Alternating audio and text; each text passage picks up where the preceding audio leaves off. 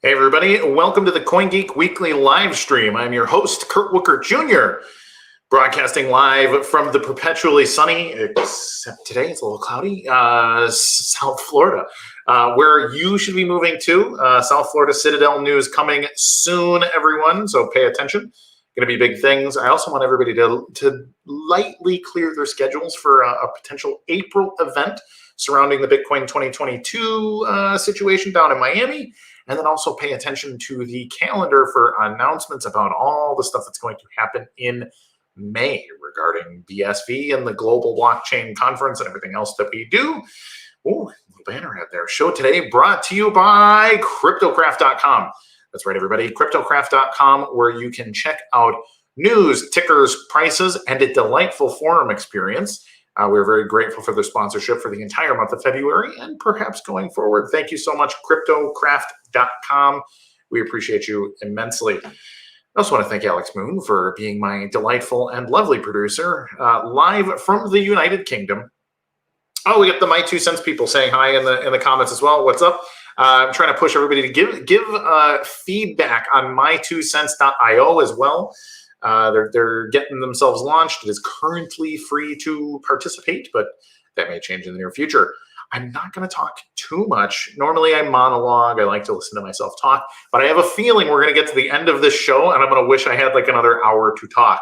So I want to cut to an ad and we are going to return with Brenton Gunning, who is the creator of Run Protocol. If you don't know what Run Protocol is, look at the blockchain. Basically, every single block, I would bet it's every single block for more than a year now, has Run tokens in it. In fact, there are more Run tokens than almost any other transaction, or perhaps every other transaction, period. There's more Run tokens than anything else. So for all you people that hate JavaScript, sorry, it's here to stay. Again, everyone tries to make JavaScript go away. Everybody hates it, and everybody on Earth uses it. Why is that? Perhaps we will find out. Everybody, we'll be right back after this ad with Brenton Gunning.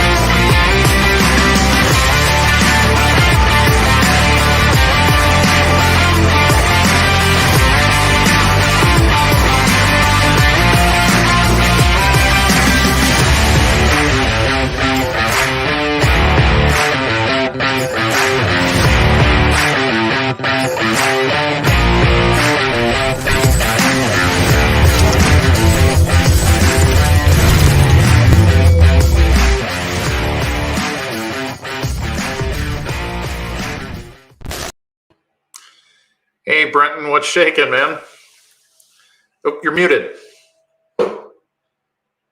Let's fix that. How you doing, man? Good to talk to you. Good. We are man, glad it's 2022. Glad the pandemic actually looks like it may start to wind down. And also glad I left my blue city and blue state, which it sounds like you did a little bit recently too. How are things? I did. So I was down in Los Angeles, California. And for a while, we were having actually back in the Bitcoin Cash days, we were having some pretty good meetups down there. But then a lot of that for BSV shifted up to San Francisco. So I was going up to there. As soon as the pandemic hit, all that shut down. So my wife and I, we're down in Los Angeles. We're like, everything shut down. Like, why are we paying X amount for an apartment down here? Let's get out. So we started doing a little tour around the country. We ended up kind of in the Jackson Hole area out by Idaho, Wyoming. So it's been good so far. And we'll see. I mean, I'd love to be back in California when it opens back up, but we like it out here too, so we'll see. Yeah, man, that's a beautiful area of the country, especially for skiers and people that like the outdoor lifestyle. It's one of the major places to be, so that's pretty cool. Totally. Let's hear. Yeah, I think people know what Run is. I think in theory, maybe not. Maybe I assume too much of people, but what's your story? Why do you matter, Brenton? I tell everybody all the time, hey, like 95% of the network are run tokens, and that's coming out of this dude Brenton, who I've met twice on calls or something. So let's hear your story a little bit. Who are you, Brenton? Sure. Well, let me correct something. Run is not doing the transactions. The apps that are built on Run are doing the transactions. And so we're an infrastructure provider, a protocol layer, programmability layer, in the same way that Bitcoin is too. And so it's really, the adders for crypto fights, they're doing a whole lot of transactions right now. They're not the only ones. There's a breadth of transactions out there, but they're certainly doing a lot. So, but my story, let's see. I've been around Bitcoin since Bitcoin Cash days. Let's see, 2017 is kind of when I got involved, and I actually quit my job in 2018 after going to the first Satoshi's Vision conference, which was in Tokyo. And I was like, well, this seems like a very promising piece of technology. There's a lot you could do with it. Tokens were very early. There were like tokenization contests back then. I just sort of dove in as like, well, there's endless opportunity on this UTXO model that actually scales. Like, there just aren't that many scalable UTXO chains out there. And then BSV happened, and the thing that drew me in the most was, stable protocol. That was really important. I did not find the justifications on the BCH side for that fork to be valid in my opinion. And so it was an easy choice to just keep going on BSV. And then let's see, Run launched in 2019, although it was still kind of in private alpha for a long time. And the goals of that were to make a JavaScript programming layer. JavaScript, because people love to hate it, and that's totally fine. But it was surprising when I learned that JavaScript is actually a good language for doing these kind of programmable smart contracts, tokens, whatever you want to call them, that have deterministic aspects to it. There's another project out there called Agoric. They're doing it kind of on the Cosmos chain. And so like Run isn't the only one out there, but JavaScript is actually good. And that's actually easy to use. Bringing features that aren't on some of the other VMs like Ethereum and Solana, and it's just been growing since then. So we have a lot coming. I don't know. I mean, I was running the numbers this morning before this just to see like what we're doing in transactions, and I hadn't looked for a month or so, and so I just pulled it up, and it was 100. I thought it'd be 100 million transactions. That was my guess, and it blew me out of the water. It was 234 million transactions so far. Holy cow! Yeah, it's just insane. It's more than Ethereum a lot of days, and it's going to be, if this continues, it'll be 1 billion transactions or more in a year. Yeah. It's just wild, and we're just trying to keep up. No, it's funny because you bring up JavaScript, and I hear this all the time from people like, I hate JavaScript, this and that, everything. And it's like, well, what do you program the most in? Like, well, JavaScript. And so it's like you can go to like rural third world countries and find JavaScript programmers just the same as you can find them in Silicon Valley and New York City and anywhere else. So it's like, okay, I guess JavaScript. I guess we need to make JavaScript work, at least for the time being. So. And it's funny because I remember your presentation in London, 2020, and you're up on stage and you're explaining it. And I'm like, okay, token. Like I've been a Bitcoin sort of nerd wonk or whatever for years, and I'm like, well, yeah, I know tokens are theoretically possible on Bitcoin, and now all of a sudden it's like it's ubiquitous. Now it's like 90+% of all transactions are run tokens on the network, and it's like, oh man, I guess we figured that part out, huh? Totally. It's been crazy. It blew up really quickly, and I think a lot of it is like people like to own stuff. They like to have control over their data, especially in this world where you don't really have any control over what you do. Right. And so when people you'll read on like Hacker News, for example, people really dismiss blockchains as a whole, and I think they don't get that the alternatives really aren't great right now. Like we have a solution of actually owning your data. Now, what that means and how that plays out is like questionable, but like I think there's a real use case here that people like to do. No, for sure. But yeah, and I think the challenge for token systems, and by the way, Run is a token system. Like there's smart contracts and then there's tokens, and I think and let me just kind of describe kind of what I see as a difference. So I was going to say, isn't I think of a smart contract as, first of all, I hate that term, right? Like we should call them apps. It is a blockchain-based application. And tokenization, or like tokens are a subset of smart contract, is generally how I understand it. I'm sure you have a much more specific response than I would, but please let's clarify. Yeah, well, I think if you look at like Ethereum, for example, everything is a smart contract on Ethereum. You have like the ERC20 standard, that is a smart contract, and within that you have your tokens. And so the way I think about that is a token is an individually owned asset, whether that's your game item, or it's your song that you bought on Jamify, or it's some crypto fights recipe or something. And then you have smart contracts, which are where these tokens can kind of come together and interact. And on Ethereum, the ERC20 contract is where you can trade your tokens between each other. They have tons of other smart contracts. On Bitcoin, we only have, I think, a few smart contracts, in my opinion. We have like the Sensible AMM, that's pretty interesting. That's kind of a place where many different tokens can come together. Yeah. But like that's where things are going. And if you look at the explosion of tokens and what that unlocked, I think the same thing is going to happen with smart contracts when the tech matures in that direction too. And it's definitely going that way. Yeah, for sure. So here's a quick question from Mort. Is Crypto Fights on Run token? So I know that most of the all of the items and things are Run tokens, but is every transaction in Crypto Fights a Run token? I'm not even actually sure. I don't know if everyone is. They might have some transactions that are just payments. They probably do, I would imagine. But as far as the gameplay goes, all of the game actions are recorded on chain, and these are Run tokens. So you have a fighter, and you have a game, and you have all your items that you attach to your fighters. And Shrugger, David Case would be the right one to really go into detail here. Yeah. But when you make a move in the game, that is performing an action on your tokens using other tokens in an interactive way to update the state of the game. And they have a really interesting, complex kind of ownership hierarchy where players own stuff and the server's responsible for other stuff, and it's really cool. But yeah, every game move is a Run transaction. And I do want to differentiate between like fungible and non-fungible tokens, because I think Crypto Fights recently announced they were going to do a Crypto Fights token, or a fixed token of some sort. Mm-hmm. And that's more of the type of a fungible token where you can trade it, and it can be, it's an amount, so you can merge it with other amounts that you have, and you have some number associated with it. But the game items are more like NFTs. They're more powerful than that because they have a lot of programmable features built on top of them. But each one of those is kind of individually unique. And most of the Crypto Fights transactions are based on NFTs, I would say. Yeah.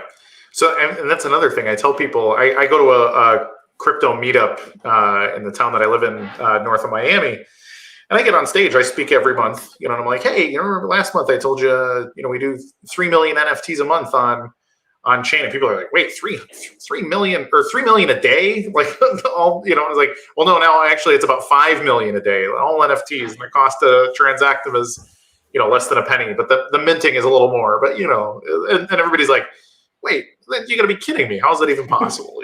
So it doesn't seem possible. And the low fees are what enable this. We have such low fees on BSV that, like, why wouldn't you, build an app that expects to have 3 million transactions? Absolutely. So here's another question from KP Dad, who's another Florida guy. So what makes Run protocol different than the other token protocols? How does Run run? And those token protocols keep coming out. Now Stas, I think, is finally visible to some people, but there's been for now years. It seems like there's like 2 or 3 protocols a year for the last 3 years come out, and they're like, okay, this is the one, and Run just kind of keeps pulling ahead. So what is the real differentiator of Run? Well, so some history. So SLP tokens back in Bitcoin Cash days, those could do fungible tokens. So we've been able to do on BSV, since this was, with BCH, a lot of the same code base, we've been able to do tokens for a long time. But I think what's been missing and what a lot of people are trying to solve is how do you make them, there's how do you make them programmable? How do you make a general purpose programming language on top of a token system? And that's something Run does really well. So being based on JavaScript, you can write, if you want to write an NFT, like a fighter class for say, some Crypto Fights game or something like it, you can code up, what do you want this object, this NFT to be able to do? And you aren't limited. Like I would say some of the early attempts at token proposals were more like Swiss Army knives. They could do a few things, but they weren't general purpose. And so finding that general purpose solution has been increasingly a problem to solve. And then the truth is that every token protocol today has different trade-offs. And I think there's going to be more. I do not think we're at the end of this road at all. and I've long said, like, we should have an Ethereum VM on BSV. We should be playing with Solana and trying to get, VM ported over. There's some cool WebAssembly stuff that they're doing. And on top of that, like the UTXO model, those are account-based systems. The UTXO model just has not been explored. This is what makes Bitcoin scale well, makes it harder to program smart contracts for. Trying to solve that has been, a challenge that a lot of different people are trying to attempt in different ways. No, for sure. Well, that begs the question of interoperability. I've heard people, oh, hey, how do we get sensible tokens to interact with run tokens? And that's one problem. But then, like you said, how do we get ERC20 or Solana tokens or whatever, Avalanche, Polygon, everybody else? But I think they're largely create ERC20 bridges to interoperate with Ethereum anyways. So what does something look like in your head to go that direction, to be able to have, on BCH, for example, there's Smart BCH, which is their EVM machine that, sits on top of Bitcoin Cash. Like, is it something that Run could be part of, or would that have to be a completely different situation to tackle? No, it definitely could. So there's kind of roughly two camps, let's say, in BSV building token protocols. There's the Bitcoin script approaches, which are more, layer one, although I'm going to say everything's layer two, but we'll get to that. But they're more based on Bitcoin script and trying to do things with Bitcoin as a native transaction format. And then you have ones that are using Bitcoin as a more like internet packets, where you have a data structure and a way of recording actions that happened and ownership and changes and ordering those, and but having a programmability layer on top of it. And so I think sorry, I'm drawing a blank, but I think like going back to what makes Run different. Oh no, I remember what I was going to say. So as for like different protocols that are interoperable, if we have multiple token protocols built on BSV that are like maybe more of the layer two approach, which is how I think things will evolve, because doing JavaScript, the miners aren't going to run JavaScript most likely. And if we have a WebAssembly based token protocol, they're not going to run WebAssembly. Same for like an EVM. I don't think they will. Maybe they'll specialize in time, but like that's not their specialty. The benefit of recording this all in BSV and using BSV as a base layer for all of these different protocols is that it also gives a common communication platform for these different protocols to interact. So for example, sensible tokens today can be swapped with Run tokens. People haven't done that, but that's totally achievable. And that should be possible with any token protocol if they're designed correctly to do that kind of thing. And in comparison, real quick, would that be like atomic swap, or are you talking like layer 3 where you're using like an indexer or something above it? No, you can atomic swap them. So if you saw a sensible token that you wanted for sale, you create a transaction that has the sensible token being sent to you, and you have a transaction being sent to them, and you give that to them and say, hey, do you approve? And if they sign off on it, they can publish it in the two token swap. And to compare, like on, let's say you wanted to exchange a Solana token with an Ethereum token, you need to use a separate bridge mechanism that is generally trusted. Maybe it's federated, but it's usually some trusted system. We saw the hack recently on one of these bridges. And that just makes it, well, you can't do them atomically, first off, and it just makes it harder to program for it. So I see Bitcoin more as a base layer for many different systems to come together and interact with. And of course, then you get really cheap fees and really high volumes and all the rest there too. Now, see, that brings up an interesting point that I've told people, like, BSV is this data integrity tool. And in theory, all these other blockchains could be our customers. And this started with a Lightning Network conversation a couple of years ago, as people are saying, if you can segregate the network, you can do like a time warp attack that makes it that part of the network is slightly out of sync, and you can drain people's wallets and double spend Lightning transactions. This was something that Hebrew University in Jerusalem was able to show. They were able to demonstrate it and wrote a paper on it. And then like successful time warp attack on Lightning Network. Interesting. And it's essentially a synchronization attack where like it's based on the latency of the network itself. You can segregate it out and do a couple of things. And I said, well, why don't we sell the service to Lightning Network providers to take Lightning Network state and hash it to BSV, basically do like a proof of proof system and hash it, even as simply as something in like opReturn, and say, hey, like this is Lightning Network's complete network state up to X time, and go forward from there. And people are Lightning Network's not going to be around that long. Don't bother. Totally. And now you see the same thing with like Solana. Solana's trying to push 65,000 TPS and that kind of thing. And it's like, well, they also keep coming out of sync. Like their nodes have trouble keeping state with one another. And it's like, what could we be selling them to say, hey, Solana, like pay us some amount of time and on some interval, maybe it's every 10 minutes. Maybe we do it one time per block on BSV. We just save Solana chain state. And so the next time you come out of sync, rather than being down for like 24 hours like the last one, they can just revert and say, okay, well, we were valid up to here. Like we can work back from here or here, pick a few spots, pick a few blocks. Definitely. And like tokens would be a way to manage that. Like the chain state could be essentially an NFT, and we could be selling that service as sort of like insurance. Like this is insurance about synchronization state of account-based systems. Well, there's a model that's actually getting more popular outside of BSV, but it's funny because it's so relevant to BSV too, which is separating consensus over what happened with consensus over what that means. And so if you were, for example, to store Solana transactions on BSV, there would be no ambiguity about what happened, what order they happened in, and so on. You might need aggregators that put these together into Solana blocks, but then you can have second layer consensus for what that means. Like, what is the state of the Solana system? And that can be used for, maybe that doesn't have to be quite as secure because you can always fall back to the base transactions to look at to know what happened. And maybe you can have multiple layers of consensus on there too.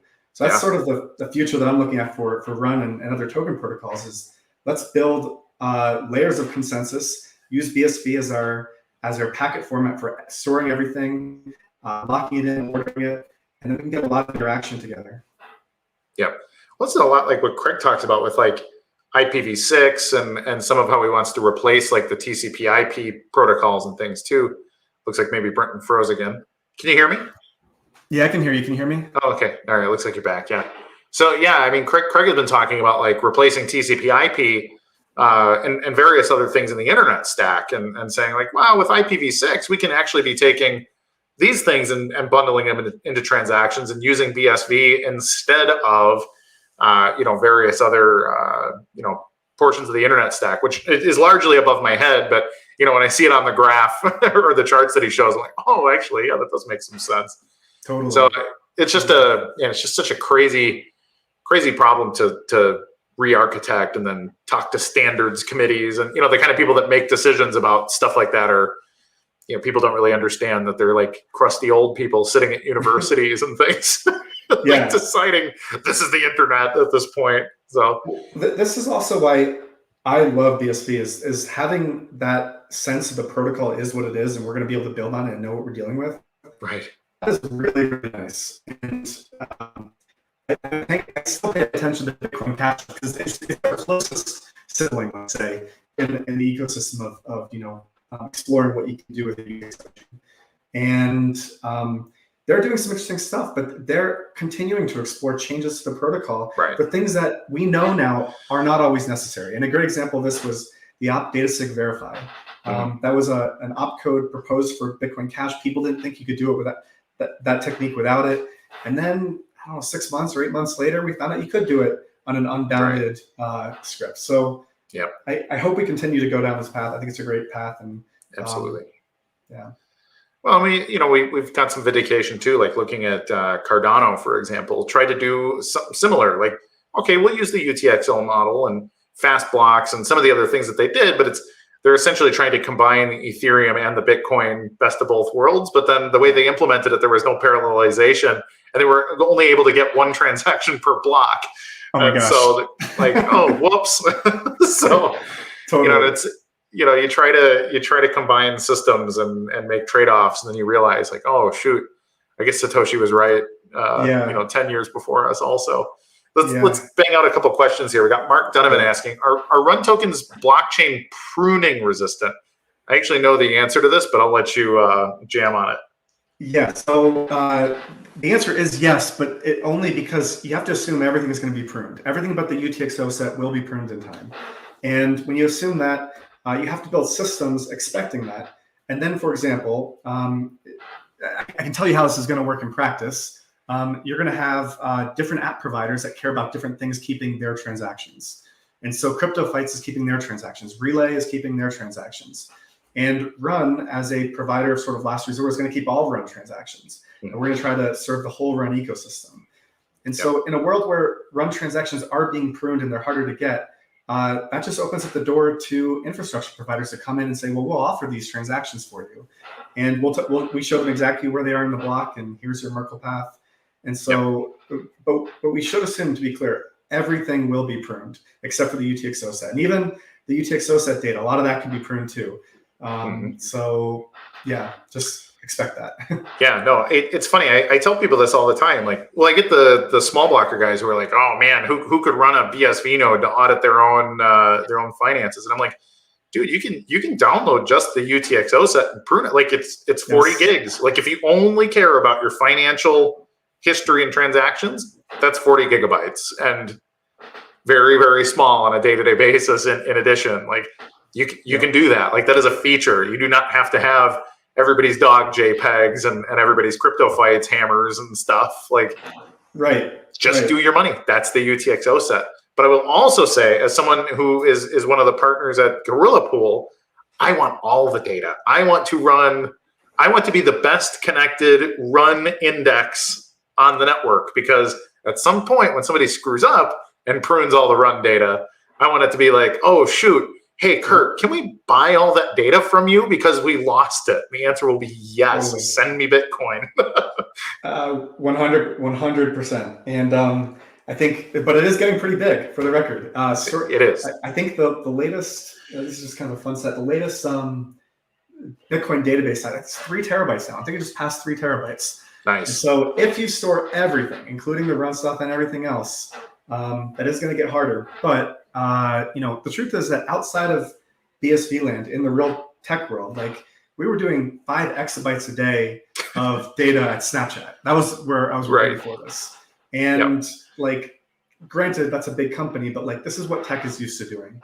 So yeah, it'll work. Well, everybody thinks cost and nobody thinks ROI. I tell people this all the time. Like big tech companies, Facebook, Twitter, TikTok, and the rest of them, like they want all of your data because your data is the most valuable thing on earth. And so if you think that the blockchain that stores all of the data, attestable to proof of work and in a data structure where it can be monetized simply, like you're completely insane. Like there is so much potential ROI in that data set. Just blows my mind that people just don't understand that basic concept there. It's like we're sitting on all the oil and it's like 1840 or something. One of the things that the internet got right is they pushed computation to the edges, meaning that the Facebook server is the one running Facebook code. It's not being run by the network routers itself. And as a user, you're the one loading the web page itself. It's not being rendered by some server out there. Probably not being rendered out by their server out there unless using Mighty Browser, but whatever. But that model, I think, has not really made its way to blockchain. And I think it's a really good fit, because if we have a core network that's doing consensus over what happened, and then we have a bunch of apps that give meaning to that scales. I feel like that scales.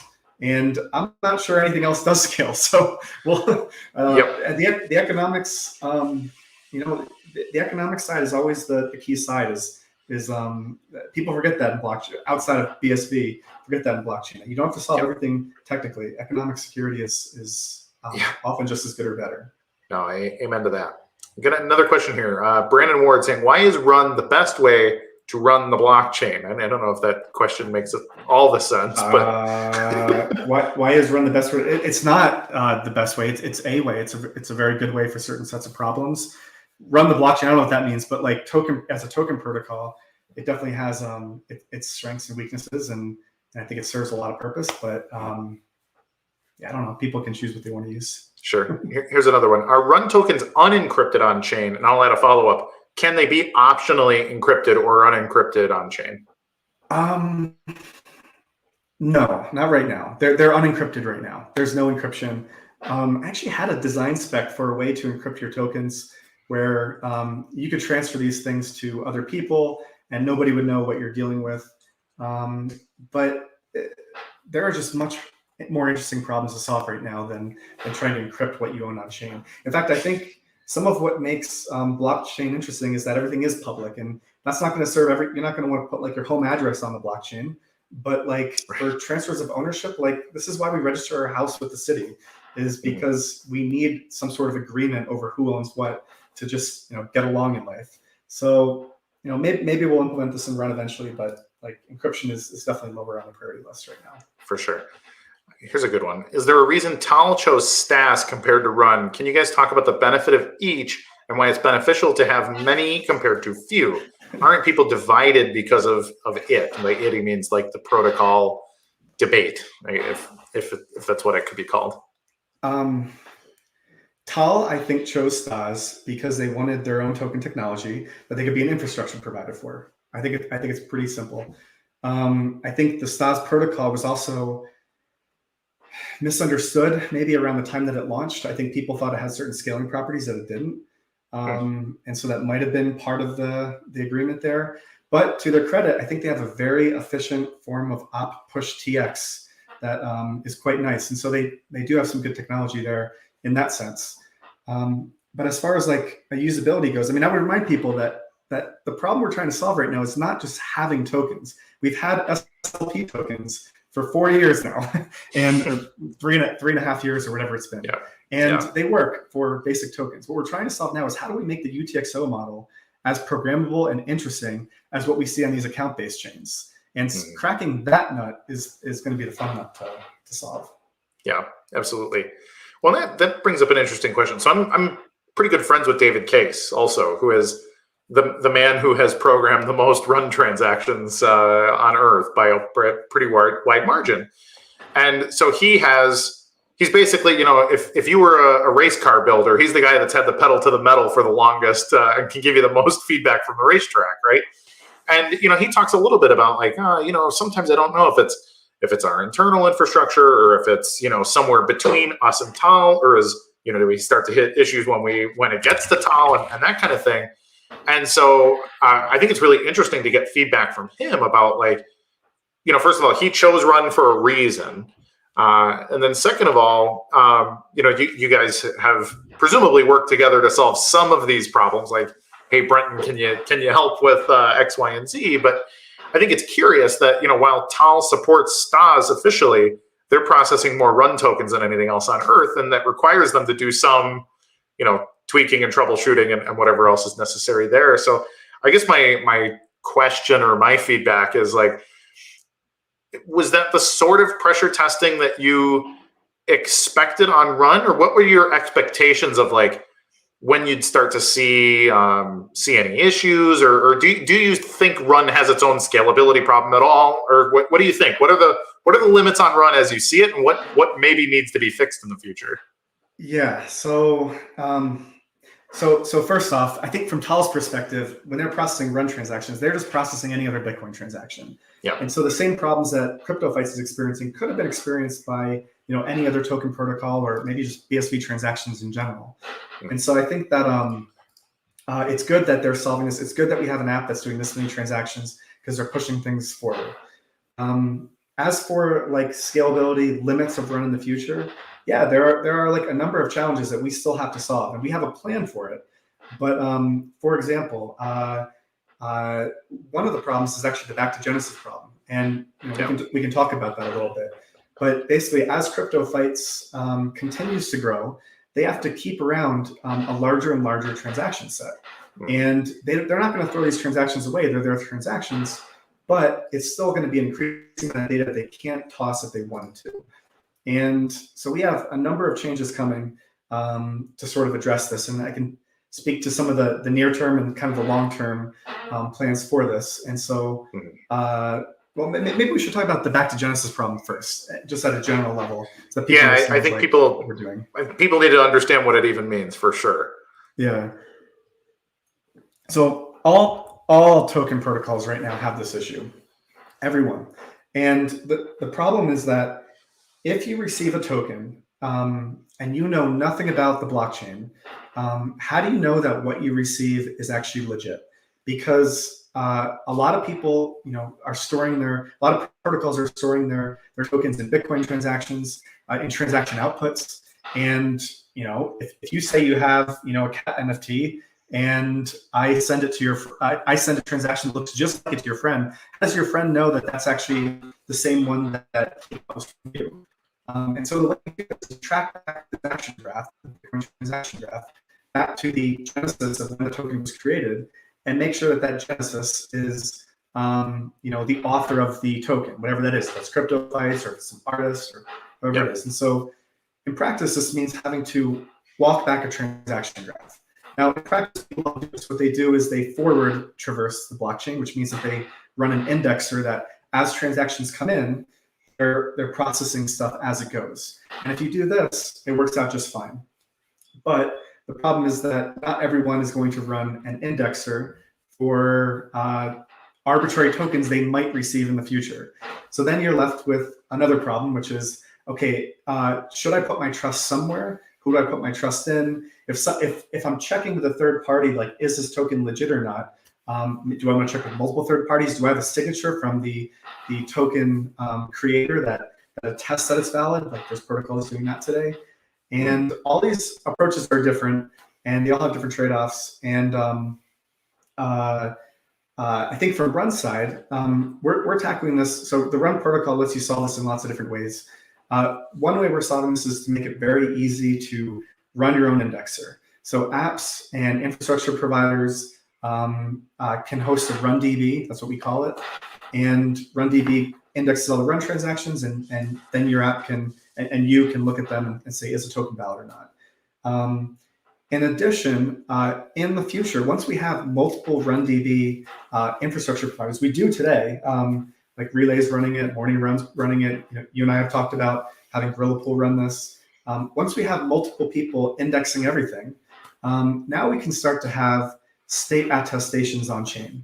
And so if I receive a token from some arbitrary person, I can check, is this token valid, by getting a signature that says, well, you agreed it was, and Run agreed it was, and Relay agreed it was, and CryptoFights agreed it was, and therefore I'm going to accept this token in exchange for BSV, and that's good enough for me. Yeah. And so that's most likely where Run is going to go in the future. But there are protocols that are doing more of a signature-based approach, so every transaction requires a cosigner. That puts a lot of trust in a certain party, but it does work, and yeah, there's other solutions too for this. So yeah, I've actually been kicking around a theory since you and I spoke. You and I talked about this once on the phone, and I've been thinking, like, well, how do we solve? Like, what's a Bitcoin way to solve this problem?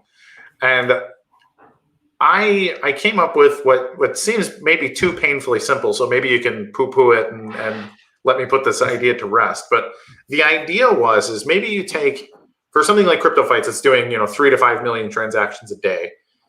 Every 30 days, you take whatever transactions have been, that existed up into a certain point, and you combine them all and you hash it. And then there is then a hashed attestation of, rather than having to go back to Genesis, you just have to go back to December or something and say, look, we know that it was solved in completion. Everybody agrees, the whole network agrees that it was right until this point. And so you essentially use a Bitcoin hash as a checkpoint on, we don't have to check further back on the contract than this because it was perfect up to here, and it was mined, like all of the nodes at the center of the network agree. And then maybe you do this monthly or quarterly, or depending on volume or the circumstance.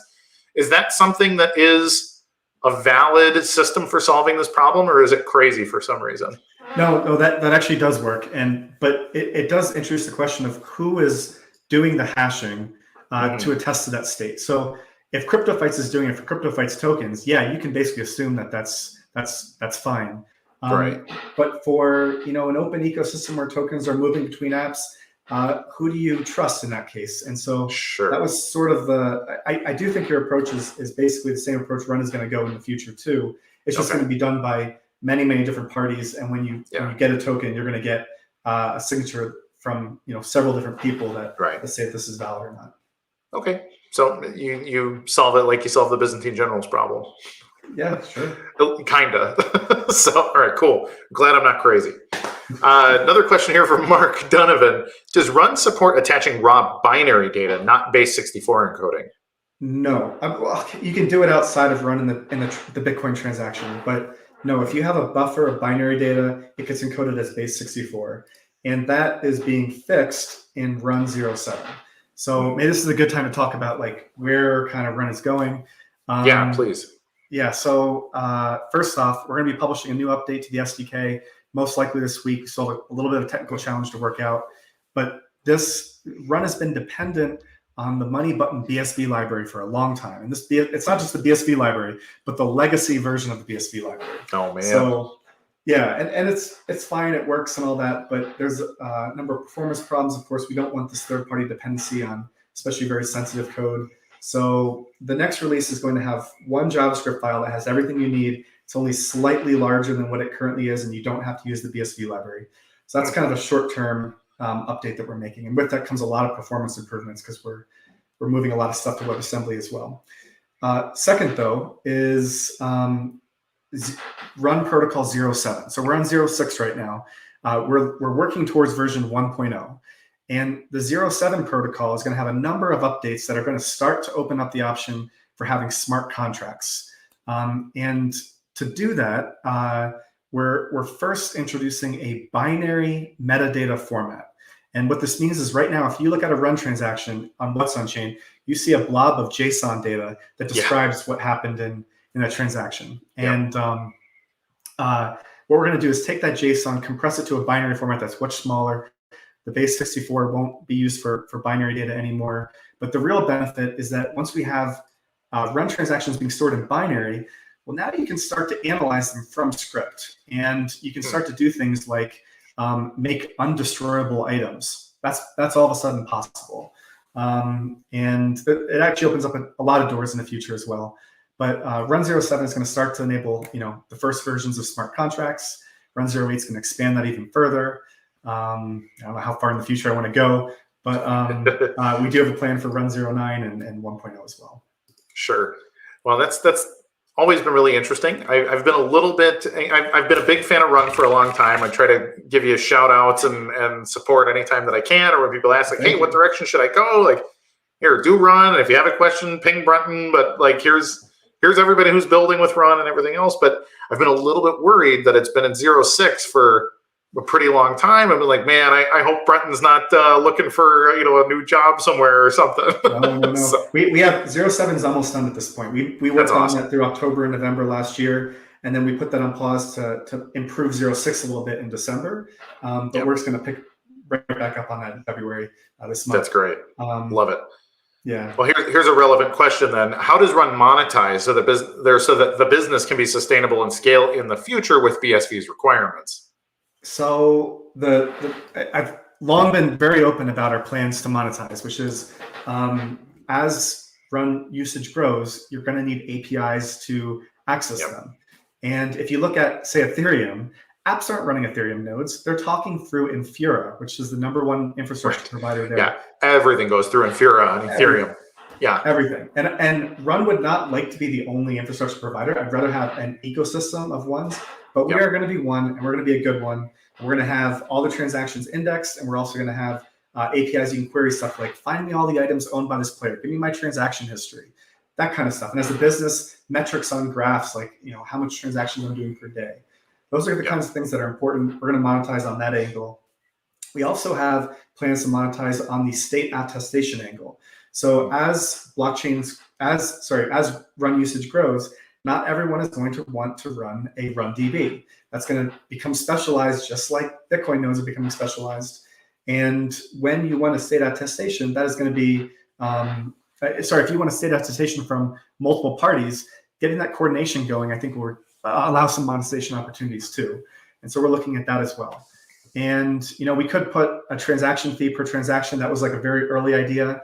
We're not going to, never will the protocol require a transaction fee per transaction, because if Run goes out of business, these apps still have to keep going. Right. And so just as people won't build on us if that's part of the requirement, in my opinion. So I think a great follow-up question to that is, let's say you get, in a ski accident or something.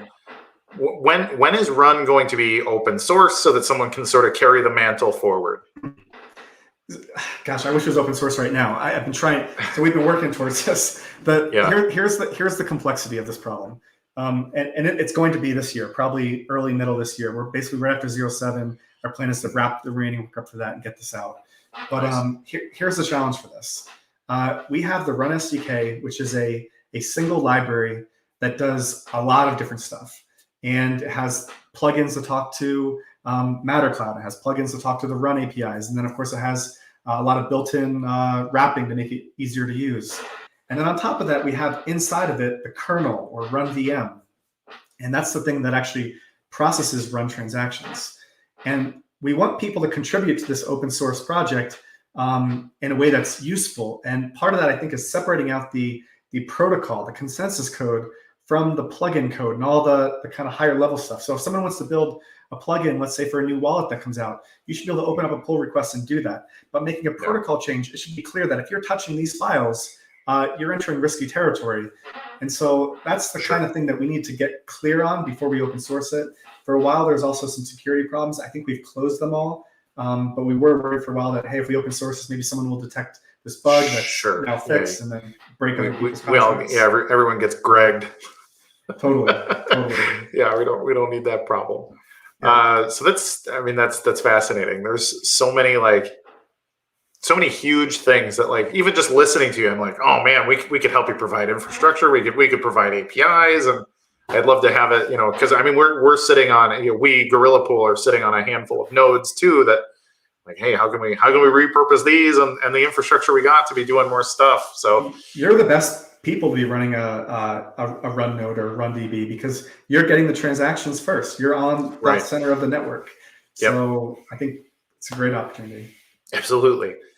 Here's as a tech newbie, can someone like Tal or RelayX switch to Run or Stas if it is only possible, or is it only possible for new tokens issued? Explain like you're talking to your mom, please. So it's kind of these different token protocols. You can think of them like different engines in a car. Like you have gasoline engines and you have electric engines, then you have rotary engines or diesel, right? Right. And from a user, you just want to operate the car, and they all kind of feel the same. And so you're wondering, why do I need different engineering talent for these different ones? But under the hood, they express themselves in very different ways. And so if you were, for example, to build, launch a token on Stas, and then you want to relaunch it on Run, there's not a direct path from one to the other. You would have to reissue it. And that's because they're built on fundamentally different technology. But one thing we can do is we can make it possible for, I think apps should maybe co-issue tokens. So you can issue them on multiple protocols and then, allow users to trade between them. That's perfectly fine, I think. Yeah. I think a good example is Josh Hensley. He created the Shua token to test out Simple Fabric protocol. Yes. I think he just wanted to see if it worked. And it worked. And people are, hey, cool, here's this token and money button. But then he had the opportunity to oh man, RelayX is launching this whole DEX and all this stuff, and now I wish my token was on Run. So what he did is he made a bunch of public announcements about, hey, send me your SFP tokens of Shua. I will burn them and I will reissue Run tokens, and we basically just collectively decide that these are no longer valid and these new ones are the new valid token. Totally. And so that's an option. It's just like anything else. It's, hey, can I give you my gold and you give me dollars for it or something, right? It's okay, well, we made that exchange and now it's that going forward. Definitely. Here's another question for you. Is this very basic plumbing stuff? Are we talking tokens 1.0 and in the future a lot more crazy things can be done, say 5 or 10 years from now? I guess that is a really good question.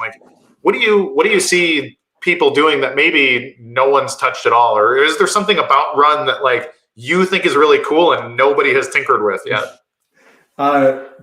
Definitely. So I think, this token explosion on BSV has been a lot of fun because previously we didn't really have it. Now it's driving the majority of the activity. And reiterating, I think the next phase is going to be, smart contracts. I hate that term too, by the way. I think these are like servers on the blockchain. That's how I think about them. They're like servers that anyone knows how they're going to work. Mm-hmm. But whatever you call them, you're going to see more interactivity, more interoperability, more ability to take the stuff you own and do interesting things with it in other applications. And so you see that on a lot of other blockchains right now. Like Ethereum contracts are very interoperable. They can call each other and they can potentially send stuff to each other. But that's harder on a UTXO-based model because all of your outputs are unique. And so that's the problem we're trying to solve here. As for like 5 or 10 years, gosh, I hope not. I mean, there are still some like really, really hard problems left to solve. But I think the roadmap we have is going to get us like, most of the way there in the next 2 years, I would say. Maybe even less than that, I would hope. Very cool. Yeah. Here's another one. What made you switch from working at a company like Snapchat to building Run? And can you elaborate where you see BSV now? Do you see Bitcoin 2022 very different compared to what you thought it was in 2017 or any other year?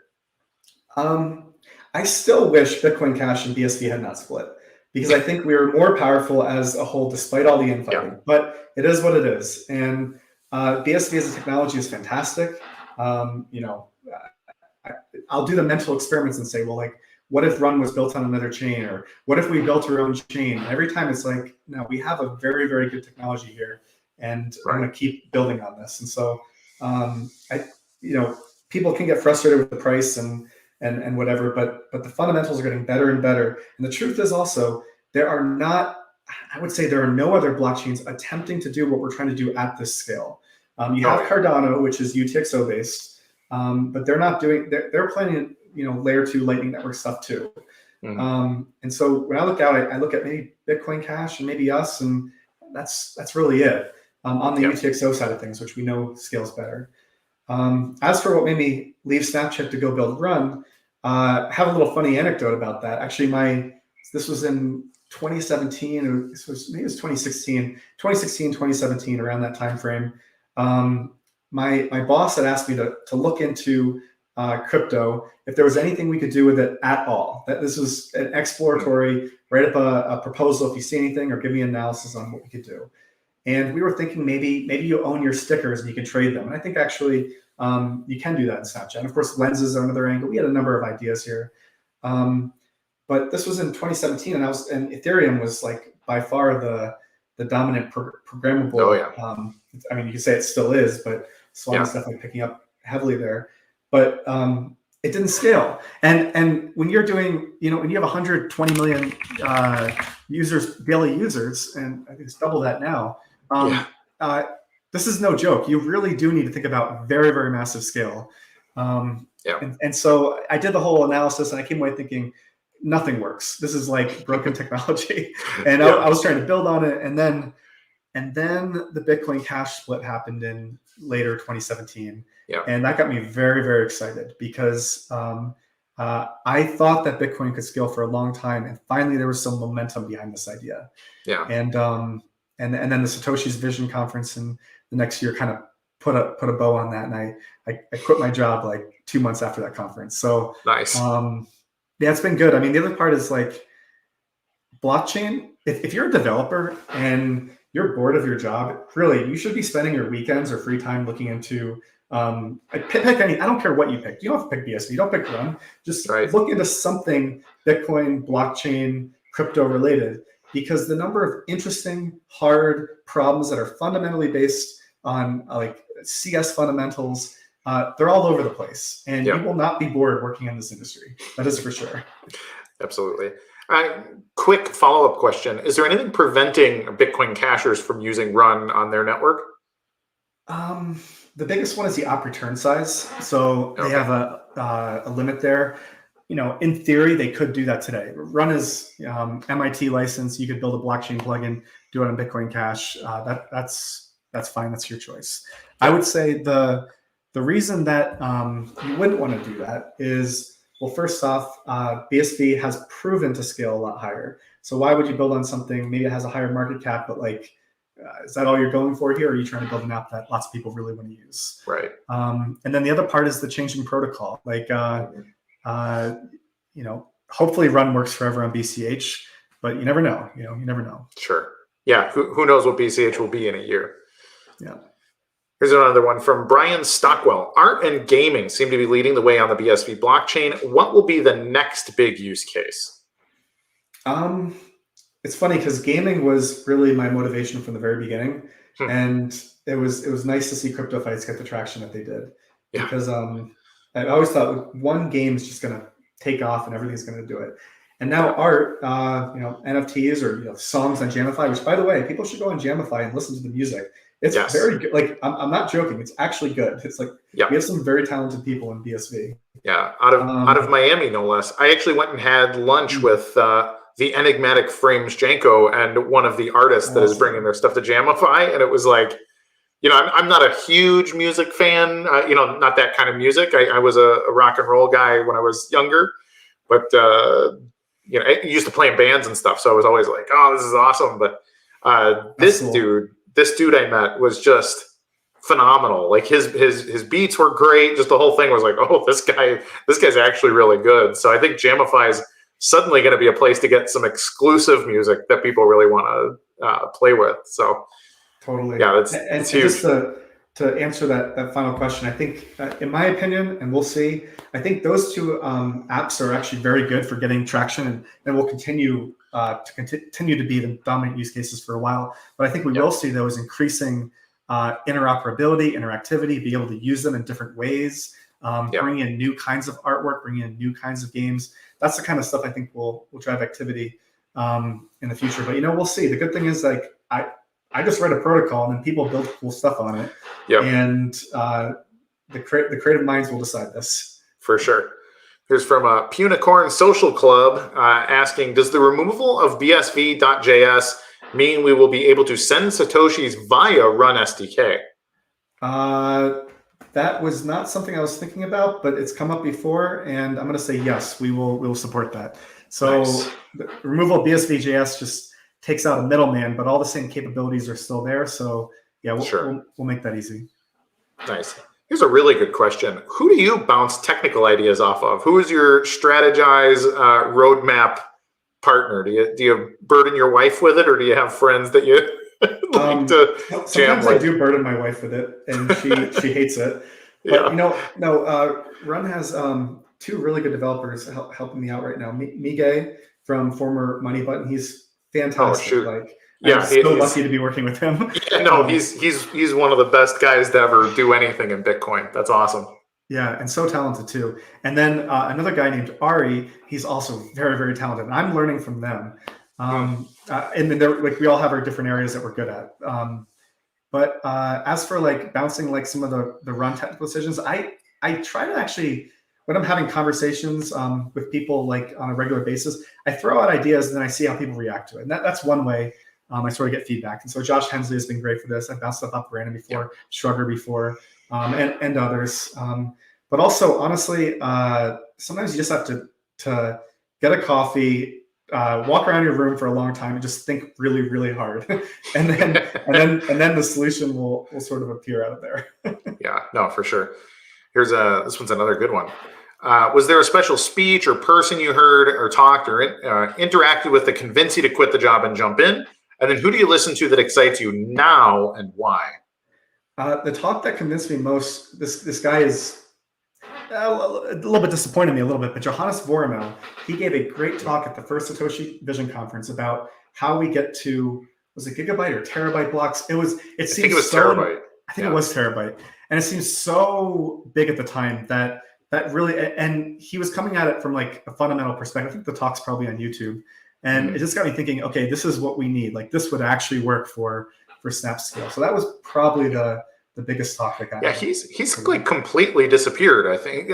But as I recall, he was also close with Amaury, so that might make sense. They're both French, and I think they know each other in person, I'm guessing. And also Bitcoin Cash then split into two, so I think he got I have no idea, but I would imagine he's demoralized from that. Yeah, probably. And I know a lot of people are. Yeah. So interesting. And then who now? Like when was the last time, maybe a time in the last 6 months where somebody gave you a nugget of information that made you say, oh, wow, that's the thing. So I think, I have my disagreements, but I think Dean Little has a lot of smart things to say in crypto. I think what he's building with the Sigil protocol is very interesting. We'll see if it ends up achieving a lot of the same goals. I actually hope it does, because I think it's a very good idea. Yeah. But I think following him on Twitter, actually following a lot of the technical brains on Twitter, there's a lot of, because we're dealing with a space where we're dealing with unsolved problems, there's a lot of people coming at it from different angles, and you can get inspiration there. I think besides that, I don't know.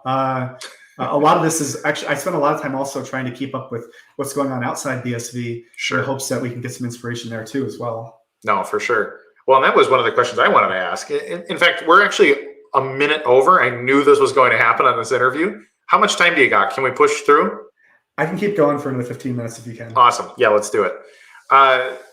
That's one of the things. Like, how do we attract better talent? Like, how do we get people that are currently working at, Microsoft or, Snapchat or TikTok and show them like, hey, like these ideas that you have, these are Bitcoin ideas and we could solve these problems better. Like, how do we get people to sit down and have, the 30 or 40-minute conversation necessary to say like, hey, it's not all this other stuff that you've heard, about crypto or Bitcoin. Like, look at everything we're doing. What can your company do with that? How do we bridge those gaps as somebody that left a serious startup and came to Bitcoin? Yeah. If I knew like the single silver bullet, I would probably be doing it. But I think this is what you have to know if you're not if you're in the traditional tech world. The work is really, really interesting. There's an opportunity to make a lot of money too. I mean, it's just a fact. And also, you'll notice that like a lot of the people that are joining are just very talented too. So you get a chance to work with a lot of like really good people. If that's not appealing to you, I don't know what is, because as a developer, that's like the dream job. But I do think on the BSV side, like I think we need to get the word out about what we're actually doing here, because what we're trying to solve is scalability for blockchains generally. And we know that the UTXO model is better than the account model for scalability, but we still have a number of unsolved problems left to go. And so I feel like if there wasn't such a cloud around BSV, I think it would be obvious that this is probably where a lot of the most interesting tech is going to happen in the future. But yeah, I don't know. More meetups maybe. I think meetups after COVID, hopefully they'll come back up. That would be nice. No, for sure. Well, that's something I'm really, I'm kind of taking it on as my personal other thing in Bitcoin, as if I'm not doing enough Bitcoin stuff, is like, look, man, like we need places where I can invite somebody and say, hey, you know what? I'm pretty good at this, but you should meet like Zach or Luke or some of these guys here in South Florida that like spend all their time coding this stuff. Like they're two of the maybe 3 dozen people that are actually deep enough into this to have a very intelligent conversation, and like just bring them. There should be like lunch and learn or drinks and dev time and that kind of thing. But you need spaces for that. You need schedules. You need all these other things to kind of work together from like an infrastructure standpoint. And yeah, COVID has not played in our favor. No, it is not. But I'll tell you what, if you get anything going in Florida, I'm there. I'll fly down and come to your meetups or whatever you organize. Because I used to enjoy doing that from Los Angeles to San Francisco. San Francisco had a great meetup group over there. And I think it's pretty much dispersed out of California now. So if you get something going, I'll fly in for it. That's excellent. I love to hear it. In fact, I would love to have you like put you on the roster to like give a presentation and bring a crowd in. So we need as much of that as possible. Like the people that are doing big things need to be telling people really what they're missing. So that'd be great. Cool. Any closing thoughts, man? What have we missed? Well, a lot of like the run roadmap and where this is going. I think we talked about the open source. We talked about some of the protocol updates that are coming. Look for those as we rolling out in the next month or so. On top of that, we're doing a lot of work to kind of increase our community. So if you're looking to Maybe I'll tell you that we have a brand manager role open, someone who can help do outreach and also help define what it means, define the sense of what people get when they hear about Run or they join Run. And so there's a role there. If you're interested, please reach out. I think this year is going to be a big year. 2 years ago was like the year of infrastructure. Last year was like the year of apps.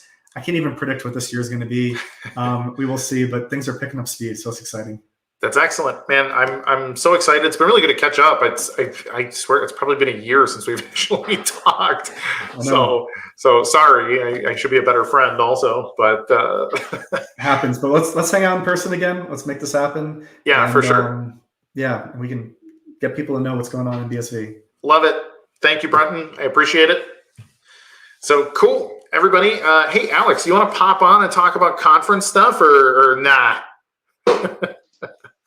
Hey. So, Mr. Moon, we've got the official blockchain conference of the universe coming up. Can you tell us a little bit? What should we know about the new rebranded conference that we're doing? Firstly, this is just an evolution really of CoinGeek conference, but I think a much needed one for the BSV space.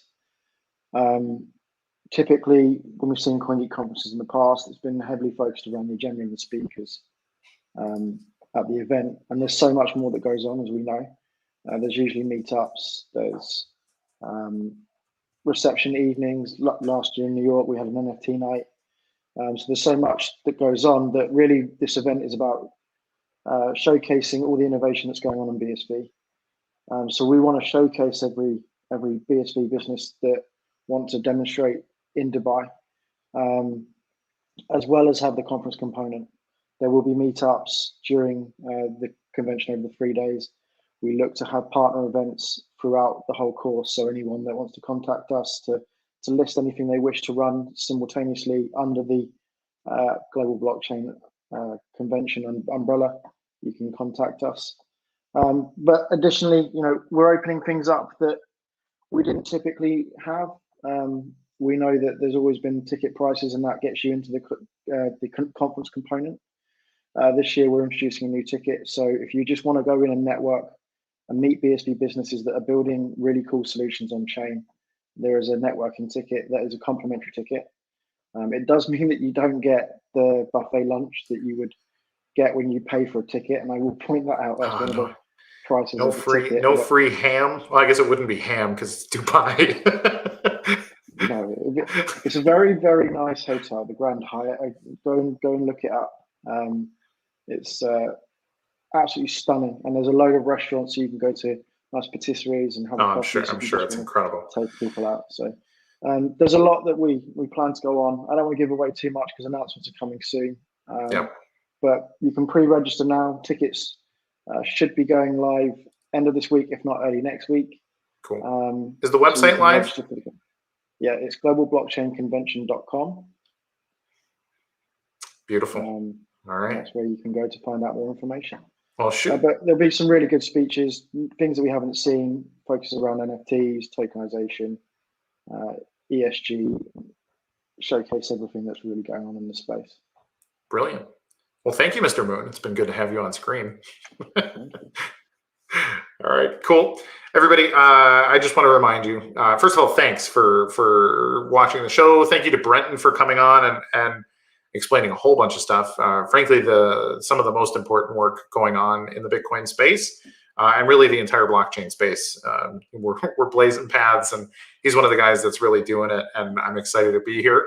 I've been excited to be here for ever. It's been 10 years of Bitcoin now, and we're finally doing some of the stuff that I was telling my friends was possible. You can transfer ownership of property, or we could be tokenizing things that we own and sharing them across people and taking personal investment and this kind of stuff. And we're finally actually starting to see some of this stuff happen. And it's really, really encouraging. And so I would encourage you, if you have a business idea, you need to find people that can work together. You need biz dev people, and you need software dev people, and you need marketers, and you need people to manage client relations and customer service and all the other stuff. But if we stick together, we can do it. We can change the world. We actually have the tools. We just need the gumption. So get good at inspiring people, and sometimes these things work themselves out. Everybody, I ask you, like, subscribe, share, hit the alarm bell or the alert bell. It lets you know every time we go live or every time a new video comes out. And I want to say thank you once again to cryptocraft.com for sponsoring our stream this week, this month, etc. But really, cryptocraft.com, they have been very kind to create a really solid tool for checking out the markets. It's got a very nice, clean news ticker, lets you know what's going on today across the entire blockchain economy. And they have the BSV price alongside some of the other stuff that you can take a look at. And then forums. Forums are where all kinds of good stuff happens. I can't tell you how many billions of dollars worth of business have been created in forums. Really, it's true. So check them out. Thanks again, cryptocraft.com. Thank you to Alex Moon. Thank you to my wife for dealing with the children and making it that I have a quiet house from which to broadcast. I appreciate it very much. And I appreciate you, the fans. Without this, or without you, sorry, I'm tired. Without you, this would be impossible. Really, I really mean it. Thank you so much. I'm Kurt Wuckert Jr. This has been the CoinGeek Weekly Livestream, and I challenge you, be good to each other. Thanks. Bye-bye.